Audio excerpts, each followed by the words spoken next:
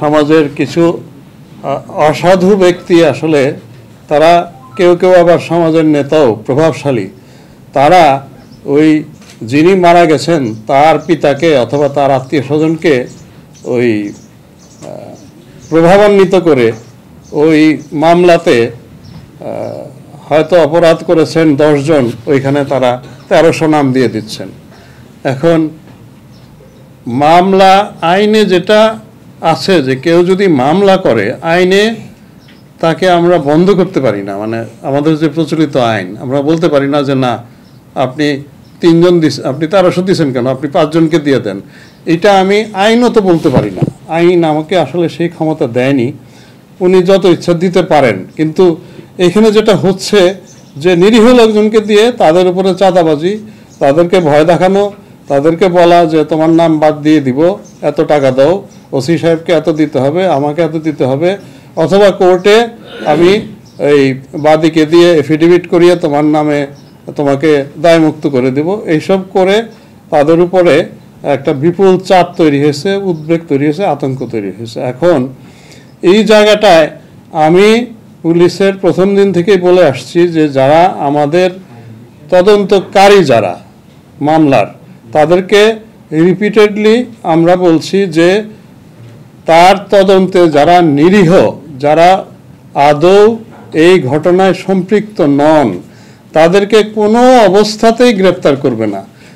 এর সাথে এখন আমি বলা শুরু করেছি যে গ্রেপ্তার তো করবেনই না, উল্টা খুঁজে খুঁজে তাদেরকে ফোন করবেন অথবা তাদেরকে অন্যের মাধ্যমে বার্তা দিবেন যে আপনি ভয় পাবেন না, আমার এখনকার যে তদন্ত যতটুকু হয়েছে তাতে মনে হচ্ছে যে আপনার কোনো ইনভলভমেন্ট নাই, অথবা এই হয় ওইটা তদন্তকারী যদি দেখে যে ওই ভদ্রলোকের ইনভলভমেন্ট আছে, যতই আপনি এফিডেভিট দেন চার্জশিটে কিন্তু তদন্তকারী নাম দিয়ে দিতে পারেন, ওই এফিডেভিটের কোনো আইনগত মূল্য নাই। এটা মানুষকে বোকা বানায়, এই যে কিছু ধরনের টাউট আছে ওরা।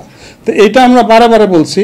আমি আপনাদের মাধ্যমেও এই সমাজের সবাইকে বলতে চাই যে এইটা আপনারাও একটু আমাদেরকে হেল্প করেন।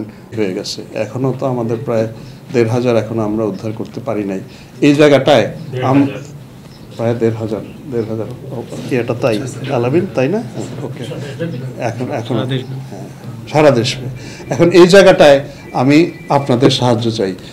রাজনৈতিক দল তাদের সাথে ওনারা বলবেন যে কমিশন এগুলো করেছে, এখন আপনারা বলেন আপনারা কতটুকু করবেন। আমরা কিন্তু অনেক যুগান্তকারী প্রস্তাব দিয়েছি ওনাদেরকে। হ্যাঁ, একটা আপনারা জানেন যে এই 5ই আগস্টের পরপরই রাজারবাগের আমাদের পুলিশের লোকেরা তারা কিন্তু নানান ধরনের দাবি দাওয়া দিয়ে আমাদেরকে তারা রীতিমতো একটা ভীতিকর অবস্থার মধ্যে রেখেছিল। তা আমরা প্রথমে লাইনে ঢুকতেই পারতেছিলাম না। অনেক আমাদের আগে যিনি আইজি সাহেব ছিলেন, যারা পুলিশ কমিশনার ছিলেন এবং যারা সহকর্মী ছিলেন, তারা জীবনের ঝুঁকি নিয়ে ওখানে গিয়েছেন এবং তৎকালীন স্বরাষ্ট্র উপদেষ্টা ব্রিগেডিয়ার শাখাওয়াত হোসেন উনিও তারপরে হ্যান্ডেল করেছেন। তো আমরা তাদের কাছে আলটিমেটলি আমাদের যে পূর্বসূরীরা তারা যেতে পেরেছেন, তাদেরকে গান ডাউন করতে পেরেছেন, কিন্তু তাদের অনেক দাবি দেওয়া আছে। তারা বলছে আমরা যে 12 ঘন্টা 16 ঘন্টা কাজ করি, আমরা তো ওভারটাইম পাই না। আমরা যে জেলার থেকে আমার পরিবার, স্ত্রী, পুত্র, কন্যা ওরা আছে আমার থেকে আরও 200 কিলো দূরে, আমি তো মাসে কেন 6 মাসও তো একবার গিয়ে তাদের চেহারা দেখতে পারি না। তাদের ওই বছরে আপনি 10 দিন কি 20 দিন ছুটি দেন। এই যে আপনারা নির্দেশ দিয়ে চলে গেলেন, বিপদে আছি তোমরা, আমরাও চলে যাচ্ছি, তোমরাও চলে যাও, আপনারা তো আমাদেরকে এই বিপদের মধ্যে ফেলে চলে গেলেন। মানে তাদের অনেক বৈধ আছে কিন্তু, এবং ভেরি মাচ কি বলে আমি বলবো রেশনাল, এবং তারা অত্যন্ত ক্ষুব্ধ ছিল মারাত্মক রকম। তা আমি ওই সব জিনিসগুলো থেকে কিউ নিয়ে আসলে আমরা পুলিশ সংস্কার কমিশনকে বলেছি যে এই জিনিসগুলো অ্যাড্রেস করা দরকার। একটা পুলিশের কুপ্রভাব থেকে যেন আমরা মুক্ত হতে পারি, যেটা আপনার এই গত 15 বছরে আমরা দলীয়ভাবে আমাদের উপরে প্রভাব এত বেশি, কুপ্রভাব এত আসছে যে আমরা হেন অন্যায় নাই আমরা করি নাই, আপনারা জানেন, আমরাও জানি। এবং এটার জন্য আমরা অবশ্যই আমরা অত্যন্ত দুঃখিত, অত্যন্ত লজ্জিত, আমরা অত্যন্ত নিজেদেরকে আমরা এটা একটা sort of remorse I feel, কারণ আমি তো I belong to the same police force.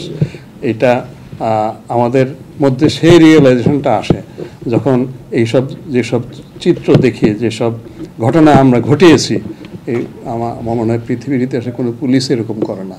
সেনাবাহিনী হয়তো যুদ্ধ করতে গিয়ে এগুলো করে, পুলিশ এত নির্মম হতে পারে এটা আমাদেরও, আমি ব্যক্তি হিসেবে আমিও কখনো ধারণা করতে পারি না যে দিস উই ক্যান ডু। তো আমরা ওই জায়গাটা থেকে তাদেরকে বেরিয়ে আনার জন্য, ওইটা ওনারা কেন করতে গেলেন, মানে এরকম দলীয় কোনো স্বার্থ উদ্ধারের জন্য অথবা একটা গোষ্ঠী স্বার্থ উদ্ধারের জন্য তাদেরকে এইভাবে আদেশ দেওয়া হলো যে তুমি জনবিরোধী ভূমিকাটা এইরকম হয় যে মানুষের প্রাণ সংহার করে ফেলবা। আমরা তো আগে আচ্ছা ঠিক আছে কাউকে অ্যারেস্ট করে নিয়ে একটা তাকে মামলা দিয়ে ভেতরে রেখে দিয়েছি, এই সেই এগুলো করা হয়েছে, কিন্তু একেবারে তুমি তাকে একবারে গুলি করে মেরে ফেলবা for this reason, it is too much. আসলে এটা টু মাচ, মানে এটার কোনো জবাবই নেই আমার কাছে, আপনাদের কাছেও নাই। এবং যেই পর্যায়টায় আমরা চলে গেছি এখান থেকে উত্তরণটা আমার সবচেয়ে বড় চ্যালেঞ্জ। আপনি বললেন যে কর্মের স্পৃহা নাই, ওই যে তার সহকর্মী মারা গেছে, মব জাস্টিস শুধু তাদের উপরে হয়েছে, এর জন্য ন্যাচারালি তাদের মধ্যে একটা বিপুল, এটাকে আমি কি বলবো, যে অত্যন্ত কষ্টকর একটা অভিজ্ঞতার মধ্যে দিয়ে সাইকোলজিক্যালি তাদের মধ্যে একটা ঝড় বয়ে গেছে। নট অনলি পুলিশ, সমাজের লোকের মধ্যেও তো আমরা যে জিনিস দেখেছি, আমরা এটা দেখে অভ্যস্ত নই তো ভাই। তো এখন পুলিশের মধ্যে এটা আরও বেশি, কারণ সে তো একদম ফ্রন্ট লাইনে ছিল, তার পাশেই দেখা গেছে একজনকে মেরে মানুষ ঝুলিয়ে দিয়েছে। আবার দেখা গেছে যে আমরা এরকম ভিডিও দেখেছি যে এর পর পুলিশের দিকে মানুষ তেড়ে এসে তাকে লাথি মারতেছে, কারণ ঘৃণাটা এত বেশি পুঞ্জীভূত হয়েছে মানুষ নিতেই পারতেছে না আর পুলিশকে। তো এইসবের ফলে যে এক্সপিরিয়েন্সের ভিতর দিয়ে তারা গেছে, এখন এই পর্যায় থেকে পুনরায় তাদেরকে আবার কর্মস্পৃহাটা ফিরিয়ে আনা আমার এটাই বড় চ্যালেঞ্জ। আমি এই কারণেই ওই যে ঢাকাতে আমি এরকম একটা টেবিলে বসে অনেক ফাইল সই করতে পারি, আমি অনেক দিতে পারি, এই কারণে আজকে আপনাদের কাছে এসেছি। এই কারণে আমি আমার সহকর্মীদের কাছে, আমি আজকে বিকালে পুলিশ লাইনের যে কনস্টেবল তাদের সাথে বসবো, তাদেরকে বলবো যে অ্যাকচুয়ালি ভাই তুমি what do you think about it, তুমি বলো, তুমি তোমার ভিতরের কষ্টটা শুনি।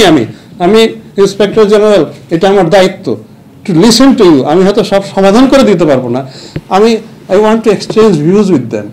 আতঙ্কে তারপরে দেখেছে সহকর্মীরা হয়েছে, তারপরে দেখেছে কি তারা যে সিনিয়র অফিসাররা তারা এইভাবে হুকুম দিয়ে তারা পালিয়ে গেছেন। তাদের একজন এসপি তো মারা যায়নি, একজন এডিশনাল এসপি, একজন ডিআইজি তো মারা যায়নি, 44টা লোক মারা গেল, সবই তো ইন্সপেক্টর অ্যান্ড বিলো, ওনারা মারা গেলেন, একজন তো সিনিয়র অফিসার মারা যায়নি।